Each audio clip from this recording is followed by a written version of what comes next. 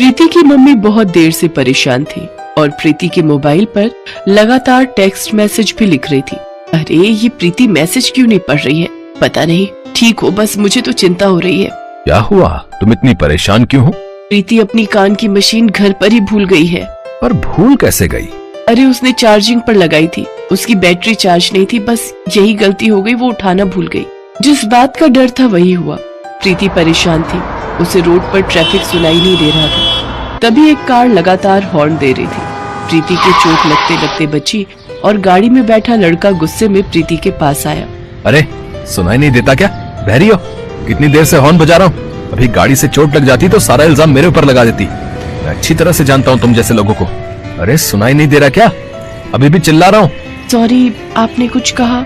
मैं सुन नहीं सकती हूँ, मैं बहरी हूँ, इसलिए आपकी बात को समझ नहीं पाई। प्रीति की बात को सुनकर लड़का बहुत शर्मिंदा होता है, क्योंकि कुछ देर पहले ही उसने प्रीति को अनजाने में बहरी कह दिया था। पर प्रीति तो सचमुच में बहरी लड़की थी। प्रीति बचपन से ही कम सुनती थी और बड़े होते होते वो बिल्कुल बहरी हो गई, इसलिए वो कान की मशीन का इस्तेमाल करती थी। प्रीति अपनी मम्मी का मैसेज पढ़ लेती है और उन्हें फोन मिलाती है और अपने ठीक होने के बारे में बताती है। लड़का इशारे से प्रीति को सॉरी कहता है और सामने रेस्टोरेंट में एक कप कॉफी के लिए कहता है। प्रीति को अपनी लाइफ में अपने माता पिता के बाद अनिल नाम का वो ऐसा लड़का मिला था जो उसके बहरेपन का मजाक न उड़ाकर बल्कि प्रीति की रिस्पेक्ट करता था। धीरे धीरे प्रीति और अनिल दोस्त बन गए और एक दिन, तेरा दिमाग खराब हो गया है, तू बहरी लड़की से शादी करना चाहता है? मैं अपने घर में बहरी बहू नहीं लाऊंगी। भगवान ना करे, अगर मुझ में भी ऐसी कोई कमी होती, मैं बहरा होता और कोई मेरे से शादी करने के लिए हाँ नहीं कहती तो तुम क्या करती?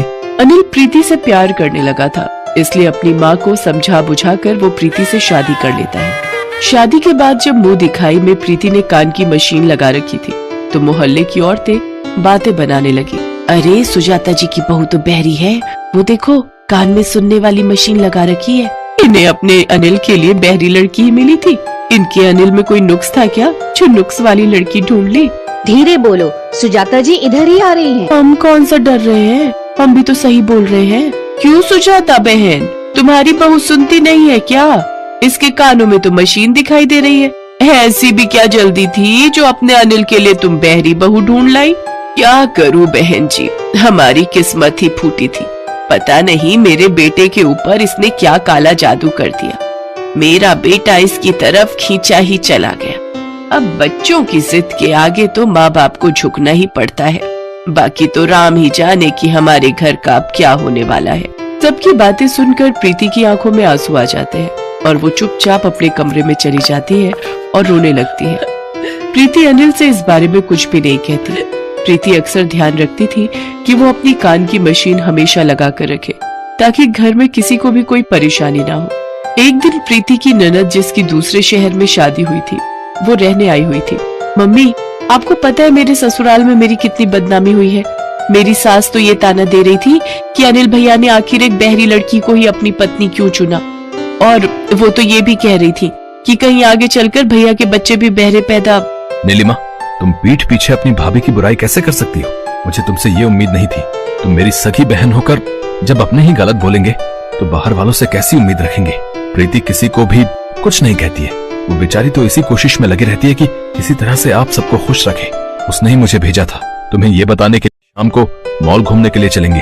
तुम जब से आई हो तब से तुम कहीं भी घूमी नहीं हो, इसलिए तैयार हो जाओ। माँ और तुम दोनों हमारे साथ मॉल चल रहे हो। प्रीति की ननद तैयार होकर सीढ़ियों से उतर रही थी।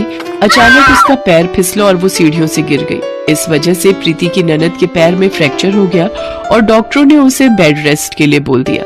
देखो नीलिमा बहू, ससुराल में तो मैं अकेले करने वाली हूँ। तुम अपनी माँ के घर ही रहो, यही तुम्हें आराम मिल जाएगा। वहाँ तुम्हारी देखभाल कौन करेगा? क्योंकि तुम्हारे पैर की हड्डी टूटी है तो ठीक होने में 2-3 महीने तो तुम्हें आराम से लगेंगे। अपनी सास की बातों को सुनकर नीलिमा का मन उदास हो गया। उसे उस वक्त प्यार की जरूरत थी, अपनों की जरूरत थी, पर उसकी सास ने तो मुंह बना लिया। प्रीति ध्यान से अपनी कान की मशीन को ठीक करके उन दोनों की बातों को सुन रही थी। तभी वो बोली, आंटी जी आप चिंता मत करो, नीलिमा दीदी जब तक बिल्कुल ठीक नहीं हो जाती उन्हें कहीं भी जाने की जरूरत नहीं है। मैं उनका पूरा ख्याल रखूंगी। अपनी भाभी की बातें सुनकर नीलिमा बहुत शर्मिंदा थी, क्योंकि वो प्रीति का कितना अपमान कर रही थी। पर आज जब उसकी सास ने उसकी देखभाल करने से मना कर दिया, तो उसकी अपनी भाभी प्रीति ही काम आई। प्रीति ने नीलिमा की बहुत सेवा की। कभी कभी प्रीति के कानों में मशीन नहीं लगी होती थी, तो नीलिमा उसे इशारे से समझाती थी। अनिल, हमने प्रीति को कितना भला बुरा कहा, पर प्रीति सचमुच कितनी अच्छी है, ये मुझे अब दिखाई दे रहा है। मैंने हमेशा उसकी कमी को देखा, उसकी अच्छाई को नहीं। रुक, मैं प्रीति को बुलाती हूँ।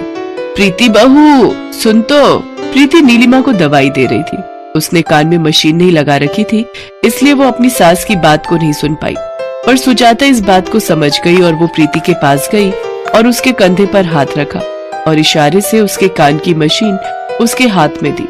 ये लो बहू, मशीन लगा लो। माँ जी, आप कुछ कह रही थी, बताइए। मैं बोल रही थी कि मेरी बहू आंखों में एक है। इतना सुनते ही प्रीति की आंखों में खुशी के आंसू आ गए और वो अपनी सासू माँ के गले लग गई।